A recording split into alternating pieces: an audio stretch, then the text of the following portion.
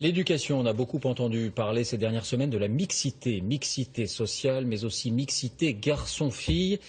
Il est difficile de sortir des belles paroles un peu abstraites. Eh bien, vous allez comprendre ce soir très concrètement comment, dans une simple cour de récréation à l'école, se nouent les habitudes de séparation. Comment, derrière les petits gestes et les petits jeux anodins, se fabriquent les réflexes ou les représentations et comment on peut agir aussi dès le plus jeune âge.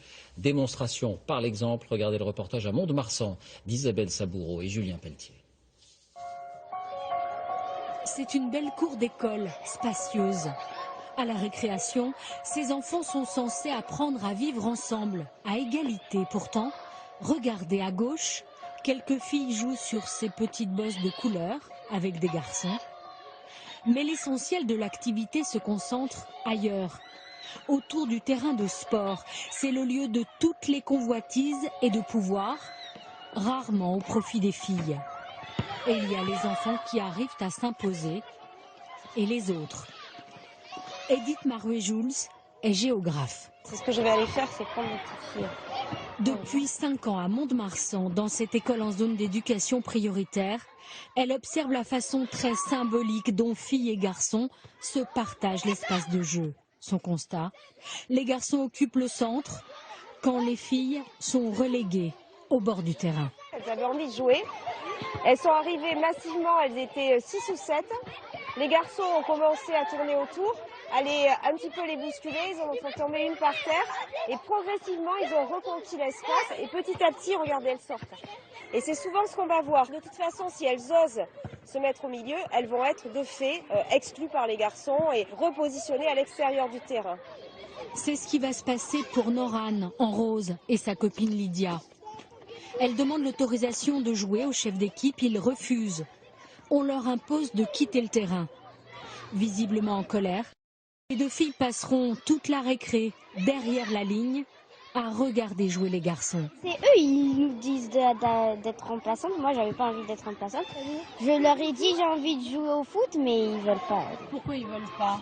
Parce qu'ils disent qu'ils sont trop. Ils nous rejettent, et ben nous, quand ils veulent jouer avec nous, ben nous aussi on fait comme ça. Résultat, peu de chances d'améliorer la mixité déjà difficile à cet âge et les garçons ne diront pas le contraire. Il y a des jeux de filles que nous on a envie de faire et qui décident. Ah oui? Lesquels? Je sais pas. Le ballon prisonnier, la corde à sauter aussi. Mais ce jour-là, autour du terrain, ce sont des filles qui attendent ainsi, spectatrices malgré elles. Les garçons c'est les rois, ils décident. Quand on demande on peut jouer avec vous, ils disent sortez et tout. Vous êtes nuls au foot. Alors on est allé poser la question à Malik, le chef d'équipe, à qui ça ne pose aucun problème. Là, il y a des filles qui veulent jouer, mais on est trop, alors on va être trop sur le terrain, on va pas pouvoir jouer. Donc en fait, les filles, c'est uniquement quand il y a de la place. Voilà. Et pourquoi finalement elles ne pourraient pas être systématiquement sur le terrain au même titre que les garçons? Je sais pas. Des jeux réservés aux garçons, d'autres pour les filles.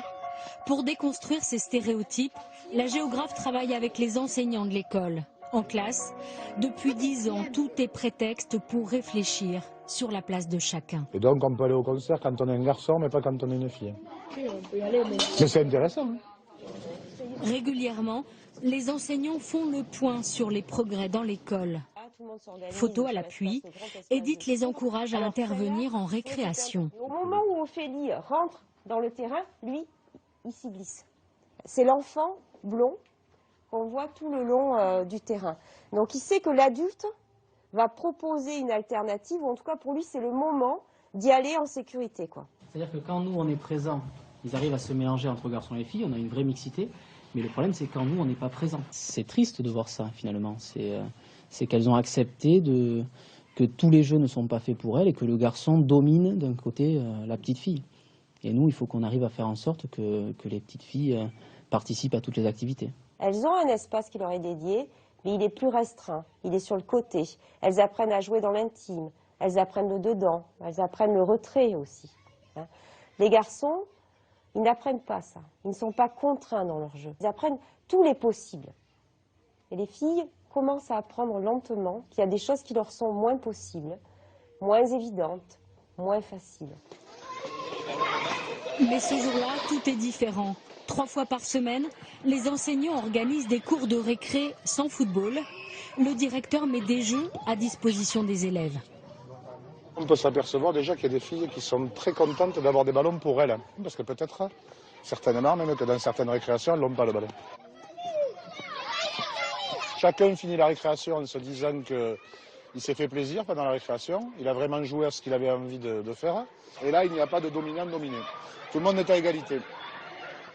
Malik, Morane ou Lydia, quand chacun trouve sa place, l'école, dit-il, est apaisée. Il y a moins de violence physique, de violence verbale, il y a plus de respect les uns envers les autres. Enfin oui, quand on regarde nos élèves, on s'aperçoit qu'ils s'entendent très bien en fait. Voilà, ils sont très heureux d'être ensemble. Plusieurs écoles expérimentent déjà ces récréations différentes, des moments précieux pour ces futurs citoyens.